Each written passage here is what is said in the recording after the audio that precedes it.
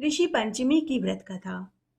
ऋषि पंचमी व्रत में आटा गूंथ कर छोटी छोटी गोलियां बनाई जाती है। आटे की गोलियां उतनी ही बनाई जाती है जितने भाई भतीजे होते हैं। उन गोलियों को उंगली और अंगूठे से दबा देते हैं। सब पर दही, चावल, खसखस और हल्दी लगावें। उन्हें एक पाटे पर रखें। साथ ही एक अंगूठी भी पीले या लाल कपड़े से ढक कर रखें। सावा और मकरा यानी पंचताड़ी नामक घास रख कर पूजा करते हैं। अंगूठी की पूजा करें। भैया भतीजे के तिलक करके खसखस चावल लगावें और उनको नारियल और गोला देवें। बदले में भाई भतीजे अपनी बहन को रुपये, कपड़े, मिठाई देते हैं। आइए अब हम ऋषि पंचमी की एक ऐतिहासिक प्रचलित कथा को सुनते हैं। एक गांव में एक भाई बहन में बहुत प्यार था। बहन शादी के बाद ससुराल चली गई। ऋषि पंचमी के पास आने पर भाई ने बहन के घर जाने की ठानी। वह ऋषि पंचमी पर बहन को कुछ रुपए देने के लिए साथ ले गया और अपनी बहन के घर की ओर चल दिया। तो रास्ते में उसे एक नदी मिली। नदी में पानी बहुत ज्यादा था। ऊपर ऊपर लहरें उठ रही थी और उफान आ रहा था। उस नदी ने भाई से कहा कि मैं तो तुझे डुबोऊंगी। भाई ने नदी से विनती करी कि हे देवी, मैं ऋषि पंचमी के दिन अपनी बहन से तिलक कराने जा रहा हूँ। बहन से मिलकर वापस आते वक्त मैं आपको भेंट चढ़ा दूंगा।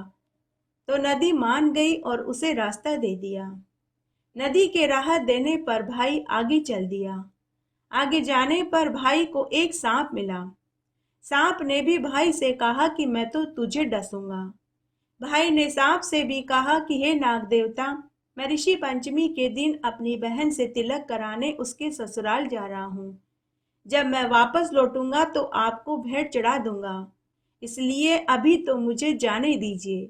नाग भाई की विनती सुनकर मान गया। नाग ने भी भाई को आगे जाने का रास्ता दे दिया। उसके बाद भाई वहां से भी आगे चल दिया। आगे जाने पर उसे एक शेर मिला। शेर ने भाई से कहा कि मैं तुझे खाऊंगा। भाई ने शेर से भी विनती करी और कहा कि मैं ऋषि पंचमी के दिन अपनी बहन से तिलक कराने उसके घर जा रहा हूँ। मेरी बहन मेरी राह देख रही होगी। मैं अपनी बहन का इकलौता भाई हूँ। वापस लौटते समय मैं आपको भेंट चढ़ा दूंगा। तो शेर ने भी भाई को जाने दिया।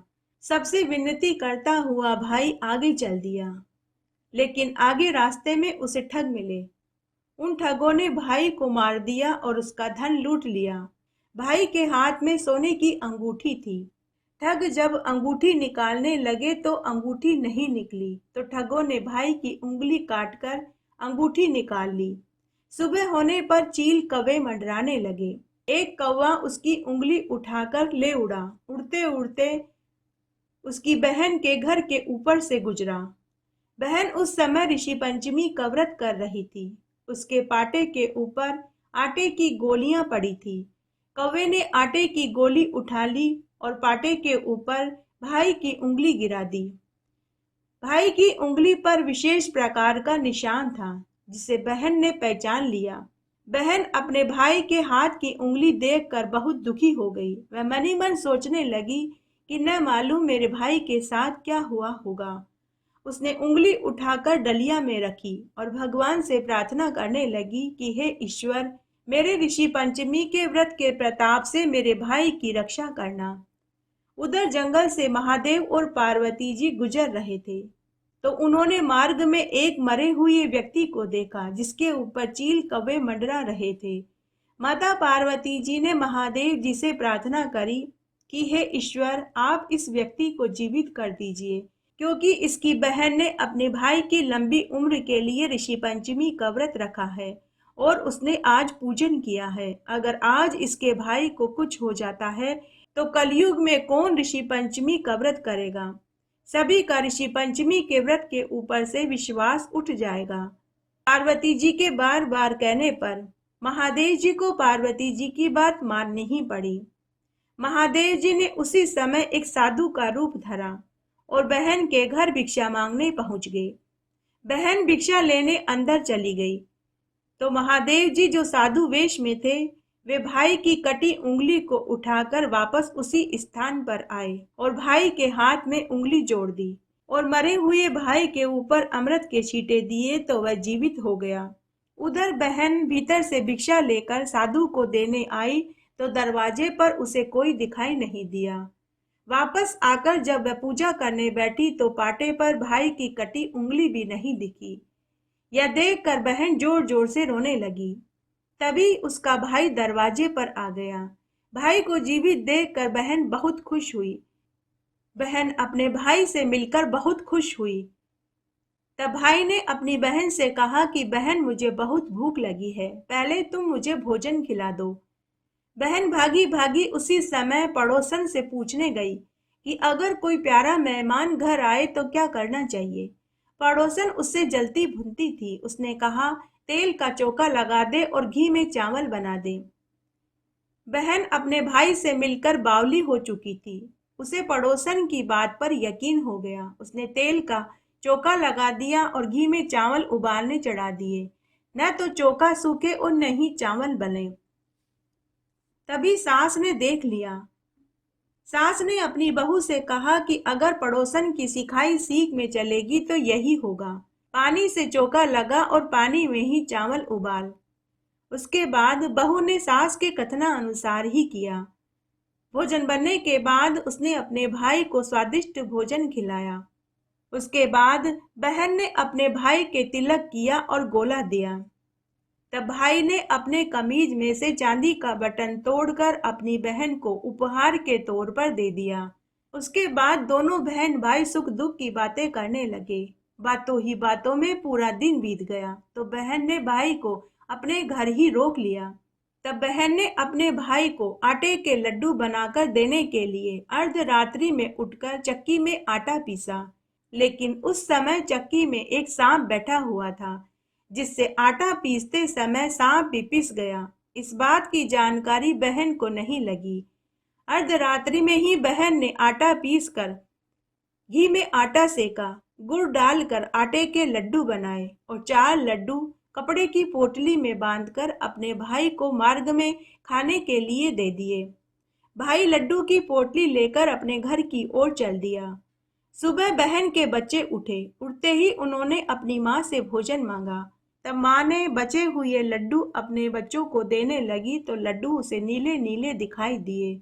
उसे शक हुआ तो वह चक्की के पास देखने गई। चक्की के पास देखा तो उसने सांप के अवशेष दिखाई दिए। बहन सोचने लगी कि जिस भाई की लंबी उम्र के लिए कल उसने ऋषि पंचमी का व्रत किया था, आज अपने ही भाई को अपने हाथों जहर के लड्डू दे दिए। वह अपने घर और बच्चों की जिम्मेदारी सास को सौंपकर भागी भागी अपने भाई को बचाने के लिए उसी दिशा में दौड़ पड़ी जिस दिशा में उसका भाई गया था। तभी उसने देखा कि उसका भाई एक बड़ के पेड़ के नीचे चबूतरे पर लेटा हुआ था। बहन ने अपने भाई से कहा कि भाई, मैंने तुझे जो खाने को लड्डू दिए थे तूने खाए तो नहीं? भाई ने कहा कि नहीं बहन, अभी तक तो नहीं खाए। तब बहन ने अपने भाई को पूरी सच्चाई बताई। तो भाई अपनी बहन से बोला कि बहन, तूने मुझे जहर वाले लड्डू खाने से तो बचा लिया, लेकिन आगे सांप, नदी और शेर मेरा इंतजार कर रहे हैं। तब बहन ने अपनी भाई से पूरी बात सुनी तो बहन अपने भाई को बचाने के लिए उसके साथ चल दी। ठगों के लिए धन, सांप के लिए दूध, शेर के लिए बकरी और नदी के लिए चूंदड़ी, नारियल और मिठाई उपहार में देकर सबको संतुष्ट कर दिया और भाई को सकुशल घर पहुंचा दिया। इस प्रकार ऋषि पंचमी का व्रत करने से एक बहन ने अपने भाई की रक्षा करी। इस प्रकार सभी बहनों को चाहिए कि वे अपने भाइयों की रक्षा के लिए ऋषि पंचमी का व्रत अवश्य करें। बोलिए विष्णु भगवान की जय, माता लक्ष्मी की जय। एक बार विदर्भ देश में उत्तंक नाम के सदाचारी ब्राह्मण निवास करता था। उसकी पतिव्रता नारी का नाम सुशीला था। वह बड़ी ही गुणवती और धार्मिक विचारों की महिला थी।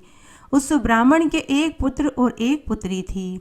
पुत्र का नाम सुविभूषण था, जो कि सांगोपांग वेदों का अध्ययन कर रहा था।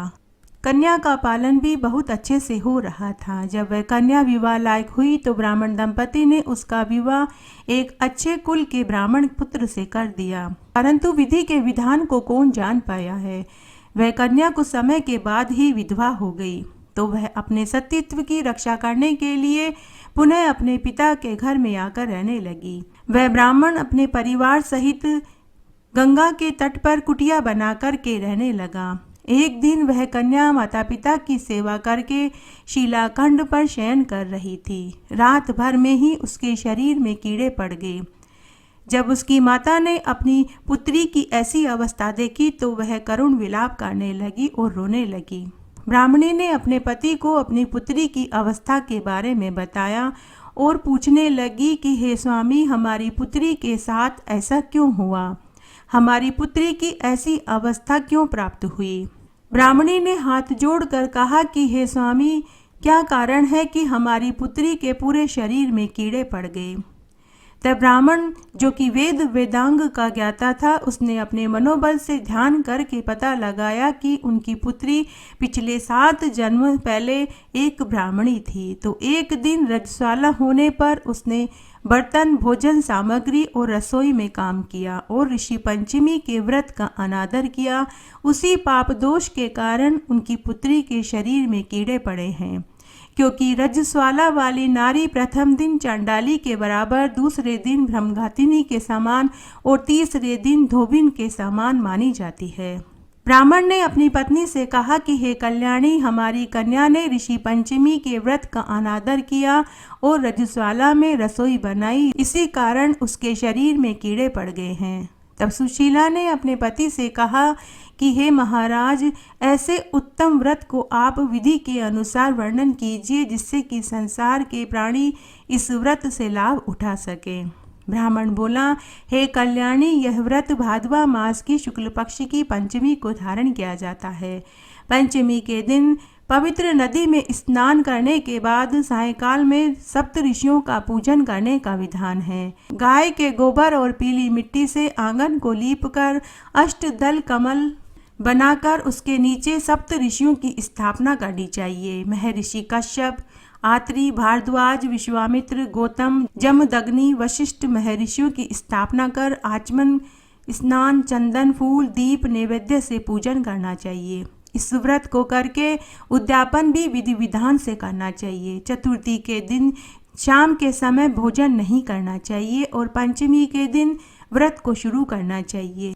पंचमी के दिन सुबह पवित्र नदी में स्नान करके आंगन को गाय के गोबर और पीली मिट्टी से लेपकर सर्वतोभद्र चक्र बनाकर कलश की स्थापना करें। कलश के कंठ को मोली से बांधें। पूजा सामग्री एकत्र करके अष्टदल कमल पर सप्त ऋषियों की स्वर्ण की प्रतिमा स्थापित करें। विषोडशोपचार विधि से पूजन करके रात्रि को पुराण का श्रवण करें। फिर सुबह ब्राह्मण को भोजन कराकर दक्षिणा देकर संतुष्ट करें।